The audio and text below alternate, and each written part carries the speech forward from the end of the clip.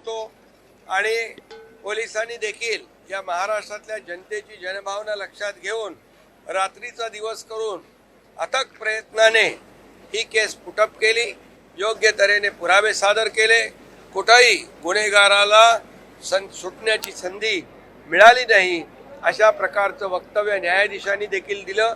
आणि आम्ही पूर्वीच सांगितलं होतं, अशा प्रकारच्या अमानुष आणि निर्गुण हत्याकांड करणाऱ्या, माणुसकीला काळीमा फासणाऱ्या आरोपीला जिवंत राहण्याचा अधिकार नाही आणि ते आज सिद्ध झालेलं आहे. आणि म्हणून मी न्यायाधीशांचं अभिनंदन करतो. यामध्ये सरकारी वकील असतील, पोलिसांचे कलेक्टिव्ह एफर्ट्स आहेत, या संदर्भामध्ये ज्यांनी सहकार्य केलं त्या सर्वांचं मनापासून अभिनंदन केलं पाहिजे. कारण ही केस अतिशय दुर्मिळातली दुर्मिळ होती आणि म्हणून या महाराष्ट्रामध्ये एक मेसेज जाणं गरजेचं होतं की काही केलं तरी चालणार नाही, फासावर लटकवावं लागेल.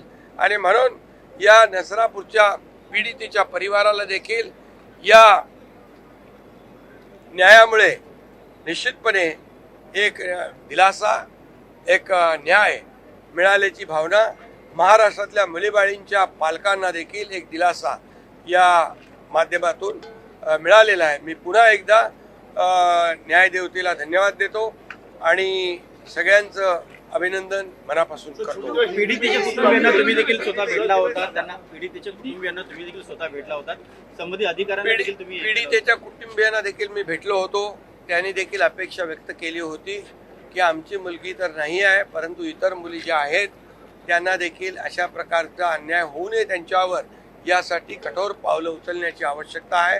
आणि त्याच वेळेस पोलीस, SP, DG संबंधित जे काही टीम तयार केली होती गृह विभागाने मुख्यमंत्री महोदयांच्या मार्गदर्शनाखाली, त्याच्या सातत्याने आम्ही संपर्कामध्ये होतो आणि पोलिसांनी देखील अतिशय चांगलं काम केलं.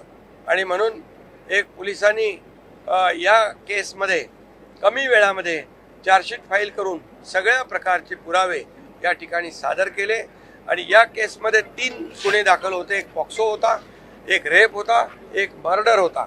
न्यायाधीशांनी तिन्ही गुन्ह्यांमध्ये आरोपीला पॉक्सोला पण फाशी, हत्येला पण फाशी आणि रेपला पण फाशी, त्यामुळे याला तात्काळ फाशी होईल आणि एक सामाजिक मेसेज या गुन्हेगारांमध्ये जाईल.